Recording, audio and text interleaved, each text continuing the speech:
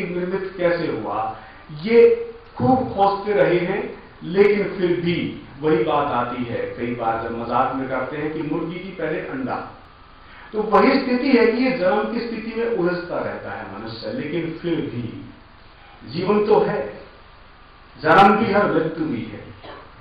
इसलिए वो सारी जो वैज्ञानिकों ने जो खोजा और हमारे धर्म के भीतर जो शास्त्रों में लिखा है, उसको अगर हम थोड़ी सी देर के लिए भूल जाएं, लेकिन अब हम जो शरीर की जो आवश्यकता जो देख रहे हैं, जो वैज्ञानिकों ने अभी तक जो खोजा है, उन्होंने अभी तक इतना खोजा जो 100 साल पहले तक उनके भीतर भी स्थिति नहीं थी, क्योंकि उन्होंने इस प्रकृति को, इस पृथ्वी को एक भौतिक पदार्थ के तौर पे ही स्वीकार किया था। लेकिन वैज्ञानिकों की दृष्टि बदली और उसके बाद उन्होंने पाया कि ये जो पूरी पृथ्वी है ये ऊर्जा है, और ऊर्जा का सघन रूप है।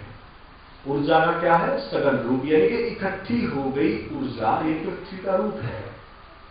फिर उन्होंने और खोजा और पाया कि जो ये सघन जो ऊर्जा का जो पृथ्वी का जो रूप है, ये सघन जो दिख रहा है, इसका अति सूक्ष्म हिस्सा भी इस आकाश में मौजूद है, कि जो भी तत्व खनिज पदार्थ जो सघन हो गई ऊर्जा का जो रूप है, जो इकट्ठी हो गई जो ऊर्जा जो पृथ्वी के रूप में जो दिख रही है, उसका सघन रूप और उसका अति सूक्ष्म हिस्सा, उसके तत्व इस आकाश में मौजूद है।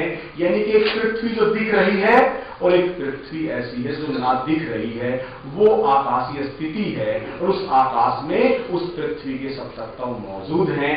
और फिर हम देखते हैं कि हमारा जीवन और हमारी जो प्रक्रिया, जो हमारा शरीर है, वो इन्हीं 5 तत्वों से निर्मित है, जो इस पृथ्वी पे जीवंतता को लेके आए, और उस जीवन से हमारा शरीर जुड़ा, और उन 5 तत्वों से कहते हैं कि हमारा शरीर निर्मित हुआ है।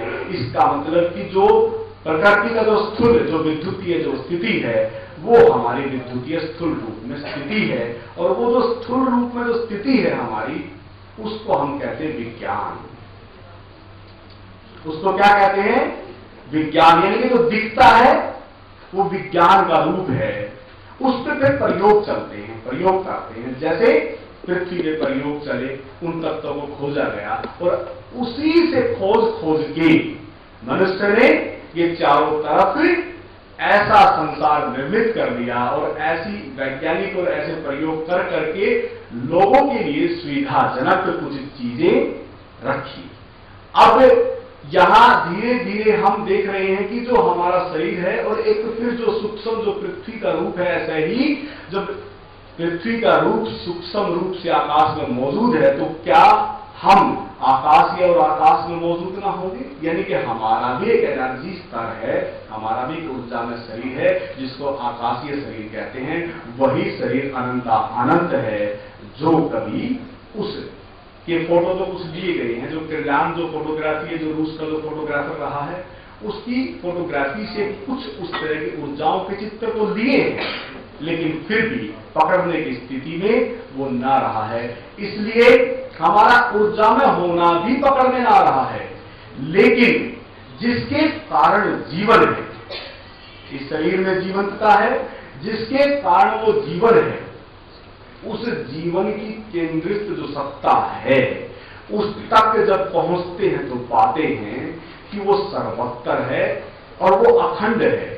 सर्वत्र है और अखंड है, इसलिए जीवन जो है वो पृथ्वी का मोहताज नहीं है। वो सूरज अगर ना है तो भी जीवन नहीं हो सकता। इसका मतलब पूरे ब्रह्मांड से किसी न किसी रूप में हम जुड़े हुए हैं, किसी न किसी रूप में हमारा संबंध है। इसलिए कहते हैं कि पृथ्वी सूरज के चक्कर काट रही है, लेकिन अब धीरे धीरे वैज्ञानिकों ने इतना भी खोजा है कि सूरज भी किसी न किसी का चक्कर काट रहा है। फिर आप देखें कि सूरज जब किसी न किसी का चक्कर काट रहा है, तो पूरी गैलेक्सी भी, जो गैलेक्सी में जिसमें हम हैं, वो भी किसी न किसी रूप में किसी न किसी का चक्कर काट रही है। और फिर जो गैलेक्सी जब चक्कर काट रही है, तो फिर वो जो अनेकों जो गैलेक्सियां हैं, वो भी किसी न किसी रूप में किसी न किसी का चक्कर काट रही है। और वो चक्कर जिसका काट रही है, वही स्थिति का अनुभव व्यक्ति कर सकता है।